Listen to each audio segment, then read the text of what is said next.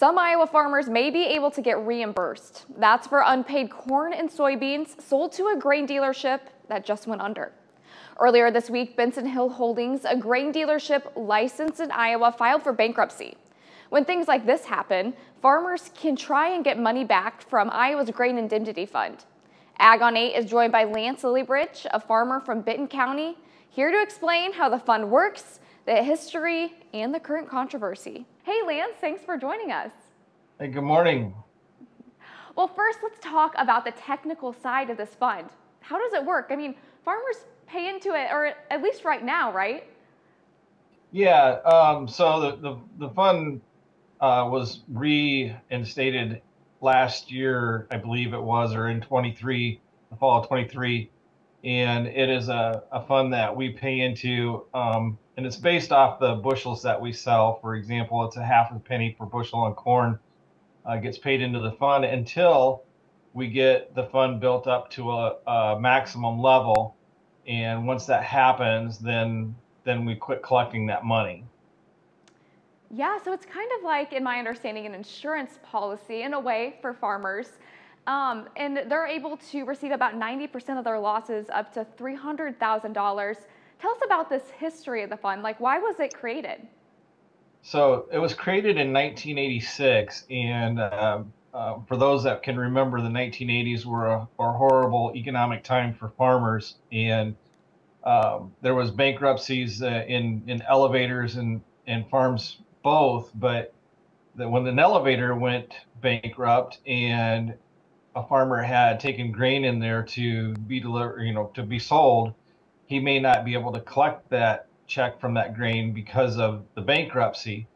And the Grain Indemnity Fund was then put into place to make that farmer whole and or best as could be. The economics back then were much different than they are now. So our numbers are much higher as far as what the dollars are that farmers deal with now than what they were then. So it's needing attention, and it's getting attention to be kind of revised and reamped to fit today's age. Definitely, Lance. We'll get into that more just in a minute, but just wanted to touch on that a little bit more. The Iowa Department of Ag says over $19 million have been paid out to over 1,600 producers since it started, which is really quite a bit. That's pretty remarkable. And now in February, the fund had $8.4 million. Do you personally know of anyone that's had to use this? Was it a helpful tool for them? I don't personally know of anybody that's had to use it. And, the fund being put into place, over 30 years ago, has worked very well and, hasn't required attention. But I mean, it doesn't get used very often, but when it does, it's a very useful tool. Definitely. Yeah, and so that you're talking about the fund, and it fell below that minimum amount of money in 2023. Why was this impactful for farmers? You kind of mentioned it earlier about payments. Well, it's impactful because if farmer's cash flow is super important, and if he's delivered some grain to an elevator and then all of a sudden can't be paid, that can really cause some major issues, not only for the farmer but even within his community, and being able to maybe pay his feed bill or pay for the implement dealership or whatever the case may be. Maybe it's even his mortgage or land payment. It's just a ripple effect. And so this fund, this indemnity fund, kind of stops some of those problems that happen. So if a person has to use it, it's super important, not just to the farmer, but the entire community. Yeah, those farms really support the whole local economy. And right now, you mentioned it just a second ago, there's some discussions in the Iowa State Capitol. There's multiple bills. What are these conversations about? Well, it sounds like they want to add different purchasing levers or tools that the elevators use, and marketing tools that the farmers use. And personally, I don't think that these are necessarily a good idea. Cash sales is really what the Grain Indemnity Fund was built around. And like I said, it's worked very well for 30 some years. and we haven't had to initiate taking money from settlements to refill the account for 30 some years. So it's a really, really good tool. But since we had some failures, and timing is probably the worst part, that initiated the bottom of the account, that made it so we have to take money and replenish it. But these new marketing tools that farmers use now, some want the grain indemnity fund to cover those. For example, if I decide to sell grain to the local elevator, but maybe I don't want to be paid for it yet, or I want to price it later, the elevator has that grain, and with that grain being in their possession, they can do most likely whatever they want with it, even though they shouldn't. But let's just say they sold that grain and then a bankruptcy happens. There's nothing there to protect me, the farmer. And so basically it's bad behavior that would happen that would then come back on the farmer and be a problem. And that's what they want the grain indemnity fund to cover. That, I don't think, is a good idea. One, at any given time, there's 650 million bushels of grain on credit sale contracts like that, which is basically a little over $3 billion out there. And if there was a big failure, that would absolutely wipe out the indemnity fund again, and I would have to continue paying into that. Let's go back and say if there is a failure on a credit sale contract, there are other ways to deal with that, and that would be through civil litigation, being between the farmer and the elevator. I don't think that it's something that should happen on this type of a contract sale, to have the grain indemnity fund cover it, being that it's a marketing tool and not necessarily a cash sale. So it's all very problematic, some of this new proposed legislation, and it will absolutely complicate the grain indemnity fund, a tool that's been successful for 30 plus years. And I think we're going to be setting it up for failure after failure after failure if this legislation passes. Yeah, well, those are a lot of different moving pieces there, so we really appreciate your thoughts. Is there anything else that farmers should know about this fund? Well, I think that the fund itself is in good shape as it sits, and from what I understand, the rumor is that they're going to quit collecting money again in August. They're going to turn it off, and our maximum dollar amount will have been reached, and the fund will be full, and hopefully it'll work another 30 years without issue. However, if we do change it and put some of these other clauses in there to cover cover credit sale contracts, I think that we're setting it up for failure. And you know what? This is a tax. If this legislation goes through, I'm going to consider it to be a tax on all of us farmers. And I'm not for any new taxes. We've got plenty of those. And so it needs to stay the way it is. It's worked very well. If it's not broke, then let's not try to fix it. So.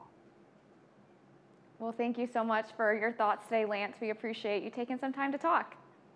Yeah, absolutely. Whether it's hauling grain, livestock, or moving equipment, transportation is important to farming. Rodney Knittel is the Associate Director of Transportation and Infrastructure at the Illinois Farm Bureau. He dives into how to stay safe during planting season and shares what you could consider when hiring help hauling grain. Rodney, thanks so much for joining us this morning. We're glad to have you here. Thank you. I'm glad to be in Rock Island and Northern Illinois for me today, and enjoy traveling throughout the state on behalf of Illinois farmers. Yeah. So first, jump off. We are approaching spring. We're about to be in the field for planting. What should farmers know about infrastructure and transportation right now? Well, yeah, I think it's certainly a busy time of the year, and as we throughout the state and Southern Illinois, we're going crazy, and I think probably in this part of the kind of state, we're probably just a week away from probably busting open and going pretty strong and heavy. And so, if we haven't started, now's the perfect time to make sure that we have the planner calibrated and all those things, but really also look at the safety features that we have on our equipment as we're going to be going down the road and need to share that, the roadway with people who don't quite understand agriculture probably, as especially those that work in urban areas. And so, making sure that the lighting and everything else is ready to go up and down the road so that we can safely go up and down the road. And then, I think for the rest of the listeners as well is that, there's going to be a large volume of vehicles here very soon, and of large equipment, and patience is going to be key here as the next couple months come rolling around, and we got to share the road with the ag equipment that's going to be going through the fields. Yeah, and we have some unique area here too. We have rivers, we have bridges, we have hills, so maybe even more important. Yeah, because you have all kinds of things. You're going to have large equipment going over bridges that may require only one vehicle on the traffic, going across it at one time. A lot of hills, obviously, in this part of the country, and so going over a hill, at dusk, dawn, during the day, just maybe slowing down a little bit throughout this time, and making sure that we're on the shoulder and being prepared for something big going to come over top of the hill, because that's just part of this deal. And I've always said, whether you're a state trooper, whether you're a county sheriff, whether you're a farmer, we all want to get home to our loved ones, and I think that's just so key. And even as people in a vehicle, just taking the time, slowing down, realizing that ultimately, making sure that our loved ones, we get to see them when we get home, and it doesn't matter what career we have. I just hope people start to slow down a little bit and start thinking about that, and put the phones down, and so much distractive driving, and rear end collisions with the slow moving vehicles that we see, because you're driving 55 mile an hour, and then all of a sudden you come up on a slow moving vehicle that's maybe going 18 to 25 mile an hour, and bam, we've rear-ended them. And a lot of times that happens because distracted driving. And so just so many things that our members do a great job of getting ready to get in the field and working hard, but we also have to take the time to make sure that all of our safety equipment and things are prepared at this time to be ready to rock and roll in the fields. Yeah.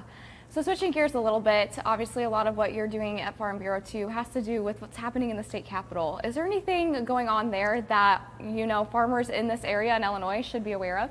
There's obviously a lot going on, and, and our state team does a tremendous job of working day in and day out of, utilizing our policy that we set out each year in December.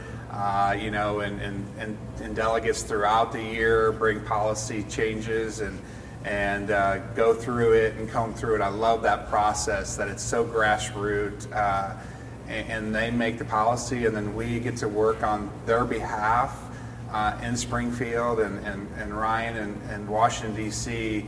to try to accomplish and protect our farmers. And so we're certainly doing that, always keeping an eye on a lot of different things. And, I know, the state team is super busy right now in terms of what they have on their plates. And, I get to do a little bit with Springfield, but it's more on a advisory side of things. And so I let them deal with, the three of them to deal with the day-to-day of talking to the politicians and working closely with the elected officials in Springfield, and and different, whether that's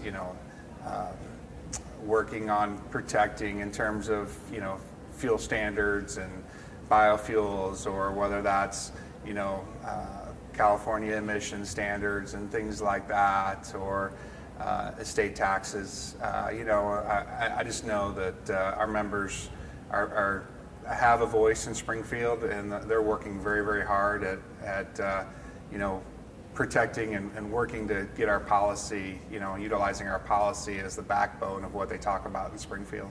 Yeah. And so what else should our farmers be aware of? I know one thing that you've talked about with me before is there's a lot of people, this is more on the harvest side, but there's a lot of people that are always looking for truck drivers. Is there any type of solution here? What advice do you give for farmers maybe looking for that? What types of, licensing could they get? Well, yeah, so in Illinois is much different than across the Mississippi.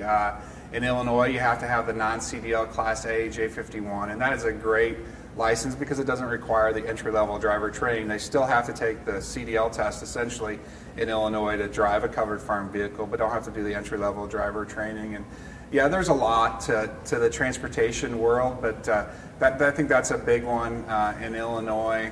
And I think, I just got done traveling across the states doing rules for the road meetings, and that message has been, there's not been a lot of changes in terms of laws and rules and regulations.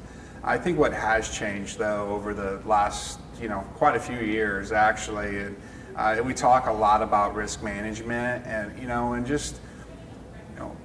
we went from probably, maybe a son and a dad, or a daughter and a father farming, right? And we didn't have drug policies. We didn't do a lot of things that maybe, but now we're starting to have employees and things, and you start to ask, if you're driving a covered farm vehicle, you're exempt from drug and alcohol, the testing and all of that. But is that, the question I ask our members, is that enough protection right now, especially in Illinois? I don't know what the laws are in Iowa, but, we can go to, I saw 2 dispensary signs as I drove into town last night. And so, I think really you want to take a look at what type of risk are you willing to take, and what kind of protection is out there for you in terms of just making sure your I's are dotted and T's are crossed, for no other analogy. But really, I think you want to maybe look at a lot of protecting yourself in terms of risk. And some of those things we don't really think about at times. And I just, through my message throughout the state, that's one of the things I try to get them to really think about. Yeah. Is there anything else, that should be on the forefront of our farmers' minds in this area? Talking about safety, and I think there's a lot of, that's a tough subject matter that we don't just sit at the dining room table and talk about. I've worked as a compliance and safety manager. Being one of those is not the easiest job in the world, because you are, you're not really anybody's friend at that point in time, because you're telling people what to do. But, we always have, rollover accidents for, there's 130 deaths averaged a year in rollover accidents, but we still get in our tractors, and we still go to roadsides, and we don't put a seatbelt on. And if we can't stay inside of the rollover protection, then we're doing that. Unfortunately, we have grain bin safety deaths, throughout the state of Illinois. And we all know someone that's done that and had that done, and those things are close to my heart. But we don't, 3 weeks later, we jump inside of a grain bin without a harness on, without anybody else.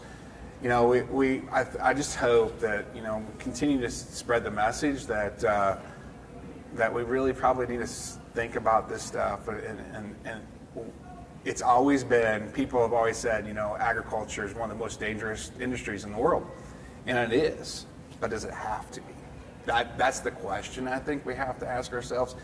Is agriculture, is farming, does it have to be, with the technology we have, the safety features we have? And I can remember as a kid jumping in a grain bin and working and doing those things, and I just thank the Lord that I'm here today to be able to talk about it, because of my lack of stupidity or education or whatever it was at the time when I was young, to go work on a stirrator or whatever it was back in the day.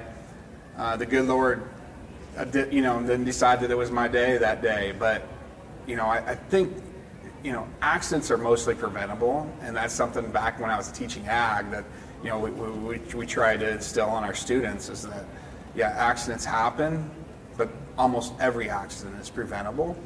And I just hope we probably as a community take that and take it, I know we take it serious, but talk about it, sit at the dining room table, get the stakeholders together, and you're sure if you have employees you're going to make someone mad over some policy you put together, but you really think about the loved ones that you're helping protect at home, really. Maybe that person doesn't like that policy, but I bet wife, husband, daughter, son, grandchildren, whoever's at home that loves that person that works for you, I bet they would deeply appreciate that protection. And so, safety I think is the key, and something that I hope to be able to focus a little bit more on. And some of my extra, don't know that if I have extra time, but in that time, that's the goal here is spread that word, and I'm excited to be able to do that today in the Women in Agriculture Conference. Yeah, well, we know time is always of essence, so we don't want to take more of yours, but thank you for,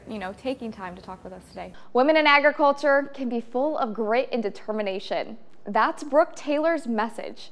She joins us sharing about her life in agriculture, including a major health scare that's now inspiring so many other women. Well, Brooke, thank you so much for joining us this morning. Yeah, thank you. I'm so excited to be here. What a great morning. Yes, well, we just heard some of your speech earlier today, and I just want to jump right in. You have such a unique story, and I would love for, our listeners to be able to hear a little bit of that. But first, can you start with a little bit in a very summarized version of your background? You come from an agriculture background, correct? I do. So I was raised on a cow-calf operation in central Oklahoma. It's a magical place to grow up. I want that for all young girls. Today you really did talk about overcoming and how your time in agriculture has been able to help you in that way. Talk a little bit about your story. Sure. So I professionally, I own my own digital advertising consulting company. And so I work with ag brands, state, national, international. And I was raised in a cow-calf operation. I was raised rural, just like much of rural women all across the country. I would say the common denominator for women, whether they work for themselves, work for someone, whether they're going through a scary medical journey, it's that we all have these same roots of being raised in a way that we are gritty and hardworking and know that we maybe don't know what to do next, but we're able to take the next right step. And so whether it was launching a business or hearing, I'm sorry, kiddo, it's cancer twice, the common denominator is I just used everything I knew from growing up and being a hardworking rural girl and just apply that, whatever it may be.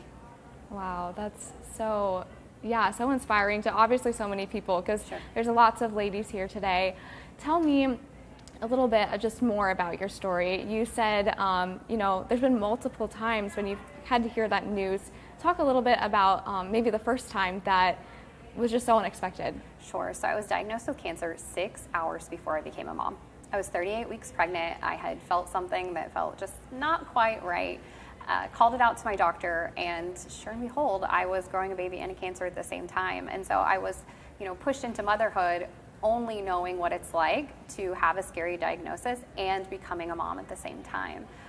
Unfortunately, my cancer did return when my daughter was 2, and I was upgraded to stage 4, which is allegedly incurable. I was given an expiration date of 13 months, give or take, and here I am 3 years later. And the silver lining of that is not only have I got to see my daughter grow up, she's currently in kindergarten, but also I took the scary idea of wondering, what will my legacy be for my daughter? How will she know how much I love her? How will she know what's important to me? And I turned it into a living legacy through a foundation that shifts the focus, and we focus on brave and strong rural women who maybe need a little bit of a handout, of pulling them up a little bit, cheering for them, and we focus on 3 pillars of giving.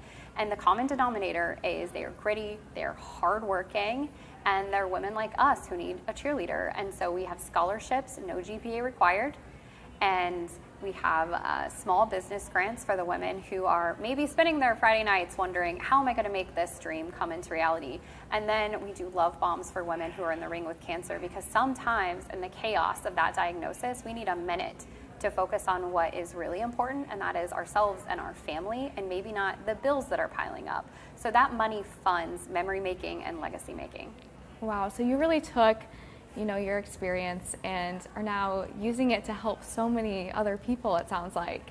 Yes, and truly selfishly, this all is because I want my daughter to know, if I were to graduate to heaven tomorrow, that I'm not perfect, and that any of the seasons in my life, I wasn't perfect, but they were filled with many silver linings. And by shining the spotlight on other women in those same situations, that ripple effect is going to carry on whether I'm here for 25 years, 75 years, or 12 months. She can't outrun that legacy. Wow. And tell me why, you were the keynote speaker today. Sure. Tell me, why are you passionate about inspiring other women in that way? Okay, I'm going to be so honest with you. I'm an accidental keynote speaker. I did not wake up and think, oh, you know what I should do? Go get on stages and talk to women. I don't even know if I like the word inspirational. The truth is, when I was in the trenches of a cancer diagnosis, holding a new baby, I couldn't find anyone who'd walk that path before me. That's scary. It's scary knowing that you're maybe doing it the first time, and I know that that's not true. But there weren't a lot of people sharing what I like to call the real on social media. And so, listen, I'm okay with sharing a bald selfie. I'm okay sharing, hey, you know what? I looked like a potato for a while, and it wasn't great. But I'm here today. I'm living at the light at the end of the tunnel, and that's the whole goal. And so if I can get on a stage, even though I do not believe I'm a professional keynote speaker, and I can do the hard thing and it helps one person in the room, then of course it's worth it. Because by proxy, I'm showing my daughter I can still do hard things. So true. And what's the main takeaway you hope women take away here today? We are all going to live a life with pivots. It might be a scary medical diagnosis. It might be transitioning out of a relationship that's not good for us. Maybe it's a career switch. Maybe it's living an urban life instead of a rural life. We are all going to have a pivot, but what we can do with those pivots is we can choose how we show up. We can control our attitude, our POV, how we decide to live every day. Perfect. Well, Brooke, you had so many great words of wisdom, and I really am thankful that you took some time to talk with us today. Of course. Thank you.